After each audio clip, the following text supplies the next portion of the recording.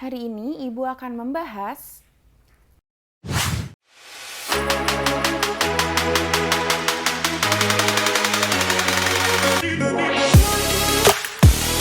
Assalamualaikum warahmatullahi wabarakatuh. Selamat pagi anak-anak semuanya. Apa kabar? Semoga kita semua dalam keadaan sehat walafiat. Ibu rasa semuanya sudah memasuki ruang Zoom meeting dan semuanya juga sudah on cam. Sebelum kegiatan pembelajaran hari ini dimulai, alangkah baiknya kita berdoa terlebih dahulu. Berdoa dimulai.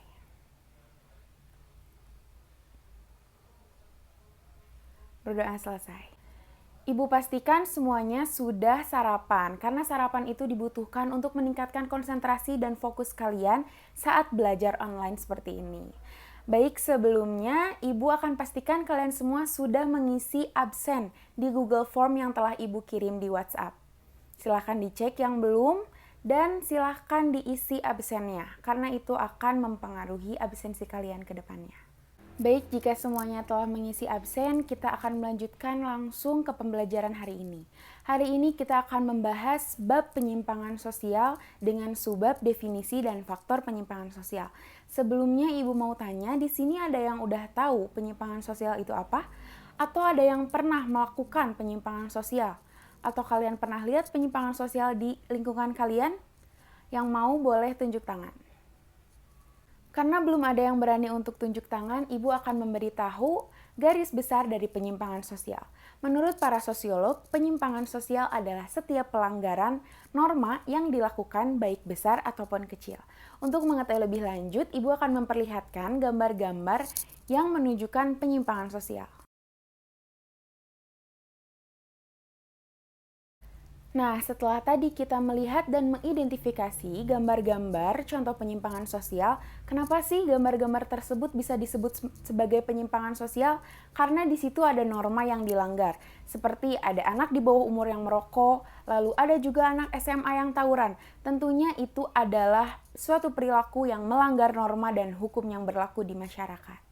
Untuk lebih meningkatkan pemahaman kalian mengenai penyimpangan sosial, Ibu akan memberikan kalian waktu 2 menit untuk mencari definisi penyimpangan sosial menurut ahli, minimal 2, sumber dibebaskan dari manapun. Ibu akan memberikan waktu 2 menit dari sekarang. Silahkan dicari.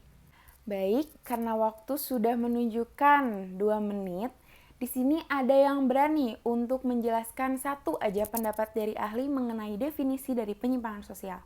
Ada yang mau? Boleh tunjuk tangan atau raise hand. Baik, silakan Zahra. Saya Bu Zahra, absen 36. Menurut saya, sejalan dengan pernyataan dari Paul B. Horton, penyimpangan adalah setiap perilaku yang dinyatakan sebagai pelanggaran dari berbagai norma-norma yang berlaku di suatu kelompok atau masyarakat. Nah, betul sekali ya teman-teman yang dikatakan Zahra. Terima kasih Zahra sebelumnya sudah berani unjuk tangan dan menjelaskan penyimpangan sosial menurut Paul B. Horton. Dari contoh gambar yang Ibu berikan tadi dan juga penjelasan dari Zahra, kita dapat simpulkan bahwa perilaku menyimpang diartikan sebagai tingkah laku, perbuatan, atau tanggapan seseorang terhadap lingkungan yang bertentangan dengan norma-norma dan hukum yang ada di dalam masyarakat. Ibu akan memperlihatkan slide PowerPoint mengenai definisi penyimpangan sosial dari Dwi Hartono. Silakan disimak. Yang pertama ada tindakan yang non-konform atau perilaku yang tidak sesuai dengan nilai-nilai dan norma yang ada. Kedua, tindakan kriminal, yaitu tindakan yang nyata-nyatanya telah melanggar aturan-aturan hukum tertulis dan mengancam jiwa atau keselamatan orang lain. Ketiga, ada tindakan yang antisosial atau tindakan yang melawan kebiasaan masyarakat atau kepentingan umum. Apakah dapat dipahami? Jika bisa, kita akan melanjutkan ke subbab berikutnya mengenai faktor penyimpangan sosial. Selanjutnya, manusia tidak akan berbuat perilaku menyimpang jika tidak ada alasan atau faktor yang mendorong manusia tersebut untuk melakukan penyimpangan sosial. Maka kita akan mencari tahu apa aja sih faktor yang mendorong manusia melakukan perilaku menyimpang. Silahkan disimak video PowerPoint berikut ini. Pertama, ada faktor penyimpangan sosial dari faktor intrinsik atau dari dalam. Pertama, ada inteligensi. Perbedaan inteligensi atau kecerdasan ini berpengaruh dalam daya serap terhadap norma-norma dan nilai sosial. Kedua, ada ketidaksanggupan menyerap norma-norma kebudayaan. Ketiga, ada proses belajar yang menyimpang. Seseorang yang melakukan tindakan menyimpang karena seringnya membaca atau melihat tayangan tentang perilaku menyimpang. Ketiga, ada ketegangan antara kebudayaan dan struktur sosial. Hal itu terjadi jika dalam upaya mencapai suatu tujuan seseorang tidak memperoleh peluang, sehingga ia mengupayakan peluang itu sendiri, maka terjadilah perilaku menyimpang. Yang terakhir ada umur. Umur mempengaruhi pembentukan sikap dan pola tingkah laku seseorang.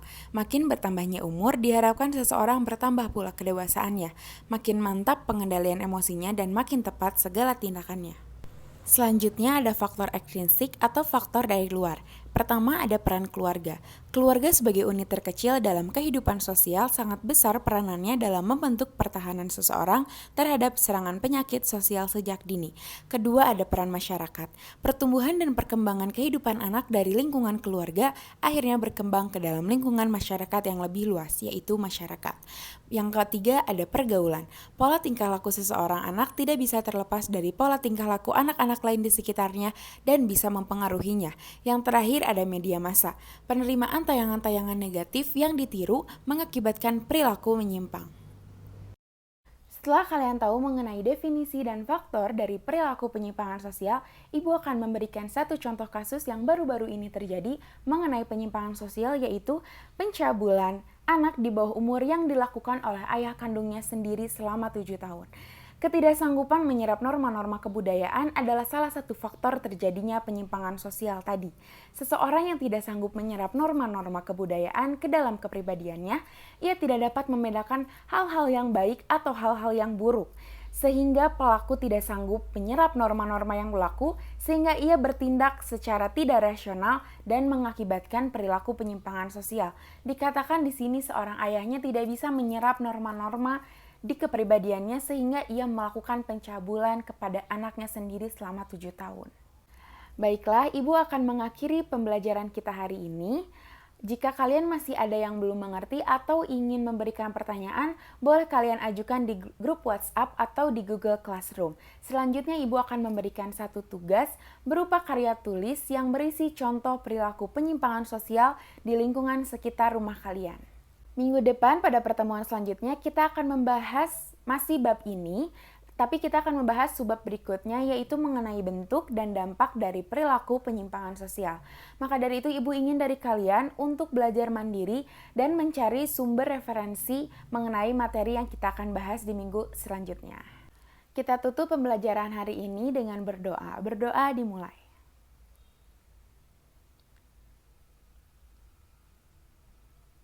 Berdoa selesai. Terima kasih telah mengikuti pembelajaran sosiologi pada hari ini. Silakan dilanjutkan dengan mata pelajaran kelas lain. Ibu harap kalian selalu semangat dalam belajarnya dan kita akan bertemu di minggu depan. Assalamualaikum warahmatullahi wabarakatuh. Silakan boleh live ya semuanya.